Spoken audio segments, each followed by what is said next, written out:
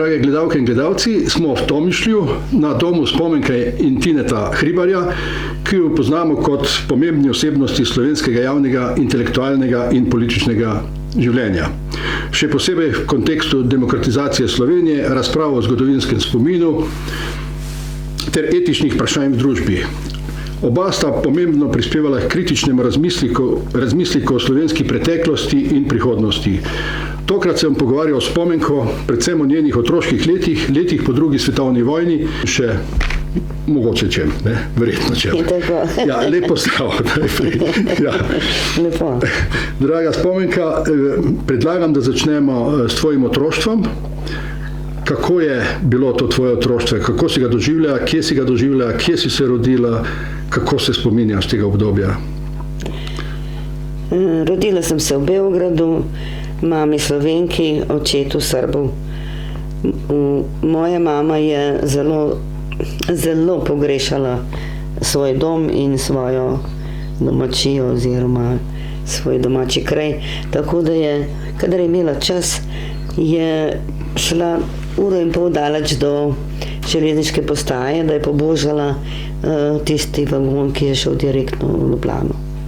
To povem zato, ker po vojni sva potem prišli v Slovenijo.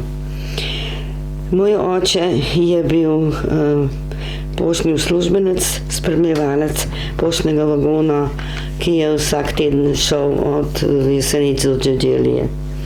In ker je bil komunist, je prenašal pošto med beograjskim centrom komunistov in Ljubljano. Oba sta bila zelo zavedna komunista, to poudarjam zato, ker se danes pravzaprav samo sramoti komuniste in komunizem, ampak to je bila doba, ko se je slovenski narod in tudi ostali pravzaprav postavljali kot subjekti lastne osebe. To se je seveda zgodilo v vojni z odporom. Kaj se spominjam od mladosti? Spominjam se, kako je zaokrožilo neko letalo nad našo hišo oziroma hišo, kjer smo stanovali, in potem je nekaj dol padlo in potem se ne spominjam nič več. Ampak ta hiša je bila porušena, tako da so bombe padle na eni in na drugi strani in se je sesula navznoter, pravzaprav ravno nad najino kuhinjo, tako da so bile obe zakopani v ruševine in so naju šele zjutraj izkopali ven. In moja mama je bila popolnoma siva, tako da je niso prepoznali. To je bilo v Beogradu? To je bilo v Beogradu. Potem, seveda, moja mama je bila zelo težko ranjena, tako da je bila v bolnici in so jo ob ročni bateriji operirali, ker ni bilo toka. Mene so pa poslali kot vojno siroto, ker očeta nisem imela več. Oče je umrl 2. maja 1942. Na podlagi hudega mučenja v zaporih, tako da, ko so že sklenili, da nimajo od njega kaj dobiti, nobenih informacij, je moral še 3 tedne biti v zaporu, da so se mu zacelile rane na stopalih in na področju ledvic. Tam se menda najmanj vidi. No, mene so potem kot siroto dali v nekakšno zavetišče v Rakovici. Tam smo bili zelo malo časa, ker je pač so letala vzletala, in potem sem potovala oziroma so me vozili po celi Srbiji in nazadnje sem obstala v Donjem Izvoru pri Zaječarju v samostanu Svete Petke. Tam so bile nune, ki so nas tako lepo skrbele za nas, ampak ni bilo hrane, ni bilo zdravil, tako da je bilo uši in gari toliko, da sem imel tukaj 1 centimeter požrta ušesa.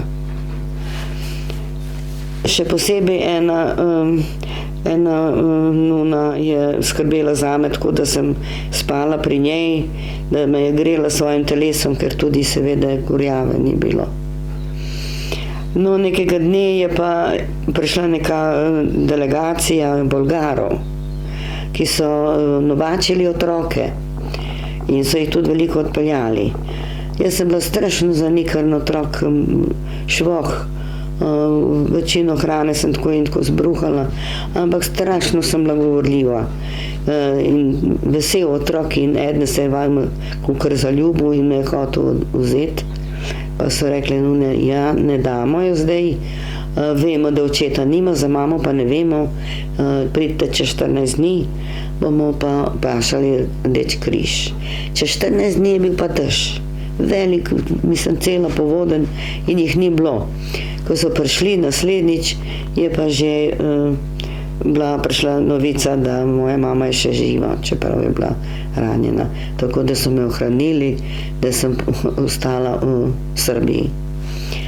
No, potem je prišla svoboda in mama je prišla pome, se spominjam. Otroci smo gledali, kako prihaja neka ženska po bregu gor. In smo vsi otroci so rekli, moja mama. Jaz sem bila pa tiho, pa sem vedela, da je moja mama.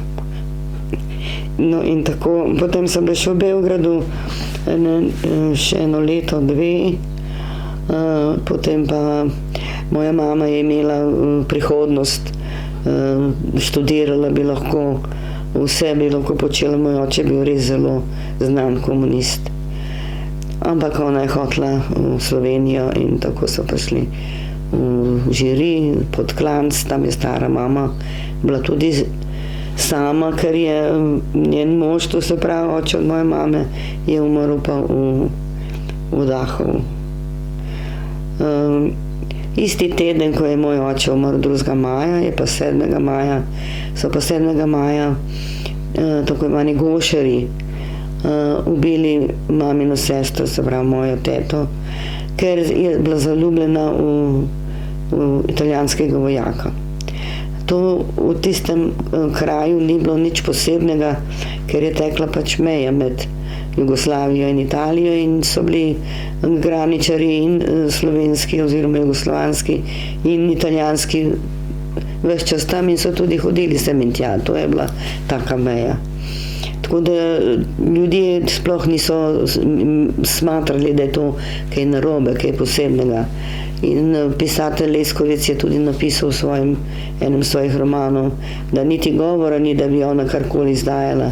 To je bila čisto navadna ljubezen 18-letnice, 19-letnice. No, ampak je plačala življenjem. To spominjamo, taki so bolj žalostni, čeprav sem bila zmeraj en vesel otrok, pa veliko sem čvekala, tako da so me vsi pravzaprav na nek način radi imeli. Osnovno šolo sem obiskovala najprej v Brekovicah, 1 leto ali pa še manj, potem po Žireh, gimnazijo pa v Škofji Loki.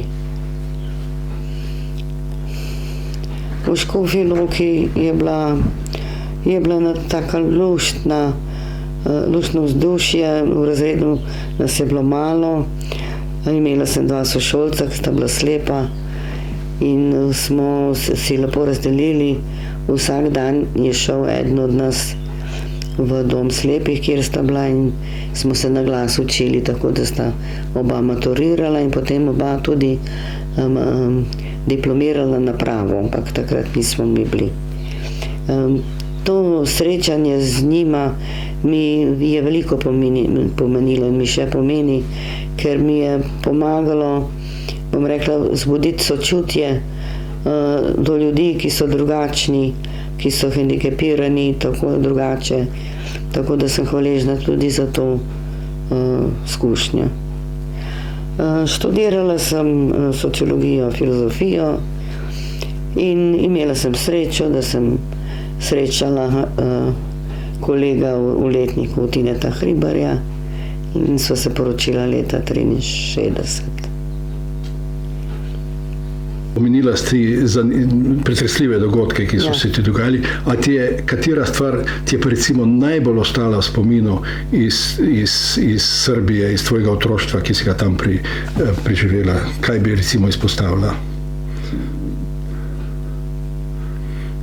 Takrat si bila otrok, ne? Ja.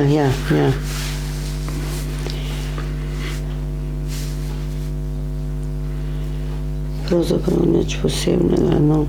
Ja, recimo to, da je stanoval v isti stavbi, kot mi dve z mamo, eden od sinov, Titovih sinov, pa ne vem, kateri je bil. Bucko smo mu rekli. Bucko. In jaz sem imela tako veselje, da sem zbirala tam, po vojni bila polno teh papirjev iz raznih pisarn, ki so stran metali. Jaz sem pa tisto zbirala, tako se mi je fajn zdelo. In sem tisto dala na eno okensko polico, tam nad štengami, in on je tisto videl in je začel tisto gledati in brskal. In jaz sem prišla in z vsemi 5 prsti sem ga po hrbtu. Popraskala. Na to nima veze. Ki si ravno omenila Titovega sina, ne? Ja. Imaš pa fotografijo sebe s Titom. Ja. V družbi Josipom Brozom Titom, predsednikom SFRJ. Kako se pa do tega prišlo? Ja, kot študentka vem, kdo me je pač predlagal delegacijo leta 62, ki je šlo v Beograd za njegov rojstni dan. 62. Ja, 62. In tam smo pač se nas fotografirali in to je izseček iz te fotografije. Skupinska je bila, ja. Se mislim, čakaj, nekje je, šaj tam le. Celotna, ne? Ja, celotna, ja. V redu, ampak si direkt takoj ob njemu stala. Ja. Ne vem, kdo me je postavil, se ne spomnim. Ja. No, iz Beograda imam en spomin, ki ga bom potem povezala z spominom to pa je zanimivo tukaj. Torej, v Beogradu je bila v bližini ena lepa cerkev, pravoslavna. Ja. In sem šla noter in nekako nisem imela nobenega posebnega občutka. Tudi fotografije oziroma slike, ki so bile, me niso nič kaj dost vznemirile, ker sem pač otrok bila. Ampak, ko smo se pa z mamo peljali v Žiri z avtobusom, je tam na enem ovinku bil postavljen pač križ s Kristusom razpetim in to v naravni velikosti. In ko sem jaz tisto videla, sem rekla, mama, glej! In vsi v avtobusu so se začutili, kaj je. Jaz sem pa videla živega človeka na križu. In to moram reči, da me je strašno pretreslo. To me je pretreslo in ne razumem, kako, bom rekla, nekako verniki jemljajo to samoumevno. Ne jemljajo to kot nekaj groznega. Še to bi vprašal z Srbijo, ali si kdaj po vojni obiskala ta kraj, ta samostan, recimo, kjer si bila kot otrok in kako je to izgledalo? Ja. Torej, moj prijatelj je me enkrat peljal v ta samostan. Imela sem čisto drugačno podobo, kot je to bilo. Jaz sem imela pred sabo v spominu, da je bila to velika hiša, velika vrata. Ampak ko smo prišli, bila pa to ena majhna hišica na bregu. No, in ko sva prišla z njim, so bile pač tam sestre in sem povedala, zakaj gre. In je ena rekla, saj ena je pa še živa. In so šli po to nuno. Majhna, stara, zgrbljena. To je bilo leta 85, 86. Aha. In je rekla, spomenka, kde si bila? Kot da sem šla na trg, pa sem se zamudila 1 uro ali pa 2. Ker pri vernikih čas teče drugače. To mi ne razumemo. In so se lepo pogovorili, povedala mi je, da je moja najbližja, najboljša prijateljica takrat, Slobodanka, da je zelo lepo pela. Dolgo je bila v samostanu, ker je bila popolnoma brez staršev, ampak je rekla, ona ni je bila za nas, ona je bila za život. Aha. In je šla, ni bila več samostalno, tako so tudi oni nekako izgubili, se mi zdi, stike z njo. No, potem si pa omenila, da si iz Srbije prišla v Žiri, Ja, gor na Gorenjsko, ne? ja, ja. In takrat si se vključila tudi v mladinske delovne brigade. Kako je bilo s tem? Je bilo to prostovoljno? Ali, To je bilo seveda prostovoljno. Torej na koncu srednje šole sem šla prvič v brigado, to je bilo blizu Škofje Loke, tam smo delali eno cesto.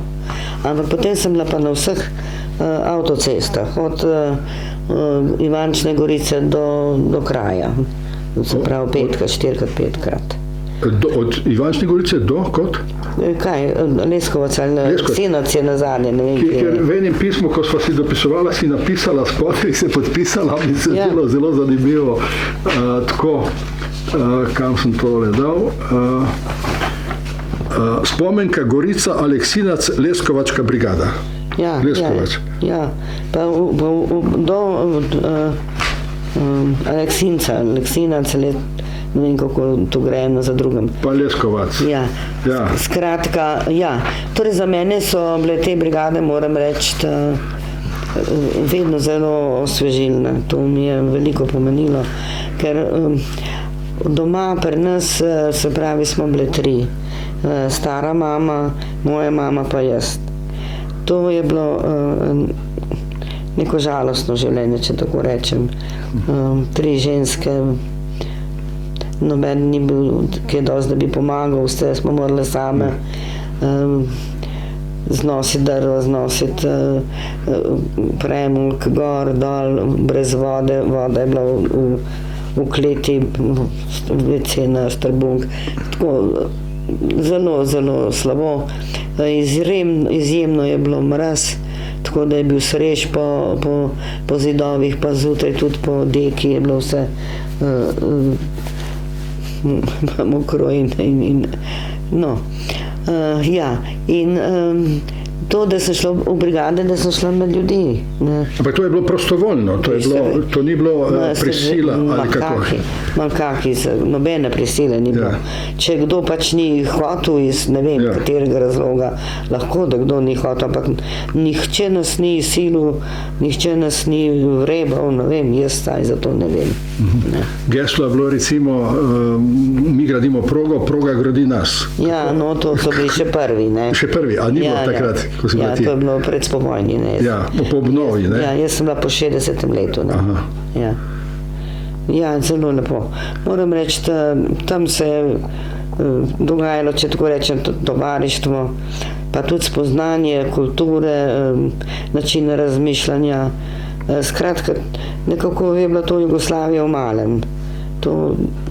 Kdor je bil v brigadi, po mojem, ima lepe spomine. Ja, danes gremo, se zdi vse bolj nekak individualizem, ne? Ja. Tu je bilo pa se čutilo da se gradi nekaj novega. Ja, tudi mi smo imeli občutek, da gradimo nekaj. Da gradimo nekaj, da smo koristni. Mislim, optimizem je bil res pristen, tako da jaz imam na to lepe spomine in moram reči, da mi je veliko pomenilo in mi še danes pomeni.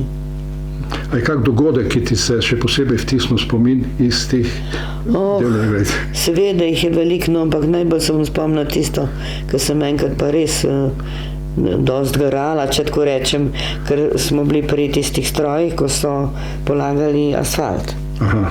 In tam je bilo kar težko zadelati. No in zvečer sem imela privilegij, da sem dvignila zastavo. Oziroma zjutraj zvečer spustila. Aha. To mi je bil dogodek. Ne. To je bila verjetno posebna čast. Ja, seveda, takrat si bil, bi rekla, kakor junak dneva, ne. Ja. Tako se mi je odvijala mladost in nič nimam zoper njo. Čeprav je bilo težko, pa zelo sem bila osamljena, ker sem strašno pogrešala svojega očeta. To sploh ne morem povedati, tako da sem naredila tam zraven hiše, se pravi, ena lesena baraka še stoji v podklanc. En tak grobek, kakor pač en simbol očetovega groba. In potem je prišel en mladenič, ki je bil mal premaknjen, kot so rekli. Pa je rekel, kaj pa delaš? To sem rekla, grobek. Ja, je rekel, pa mora imeti križ. Jaz sem rekla, jaz ga nimam. Ti ga bom naredil. Pa mi ga je naredil. Pa ga je rdeče pobarval, ne vem zakaj, pa so ga postavila tam. Tako da sem pa imela tam pač, ja. No, ampak ko sem prišla v Ljubljano študirati, sem prišla na avtostop v Beograd na očetov grob. Pa sem se morala prav mučiti, da sem ga našla, pa da sem ga malo uredila. Tako. To so samotne, bom rekla, samotne mladosti bile vseh, ki smo izgubili očete kjerkoli, na kjerkoli strani v vojni. Gotovo je ta otroška ali pa mladostna izkušnja vplivala na tvoje poznejše delovanje. Kako bi to označila? Vplivalo v to, jaz sem se zavedala, da tako kot sem jaz pogrešala svojega očeta, so ga pogrešali vsi otroci, ki so izgubili očete kjerkoli med vojno ali po vojni. In ta odnos do smrti, do pokojnih, to mi je ostalo. To je, če tako rečem, dediščina pač tega, da nisem očeta imela.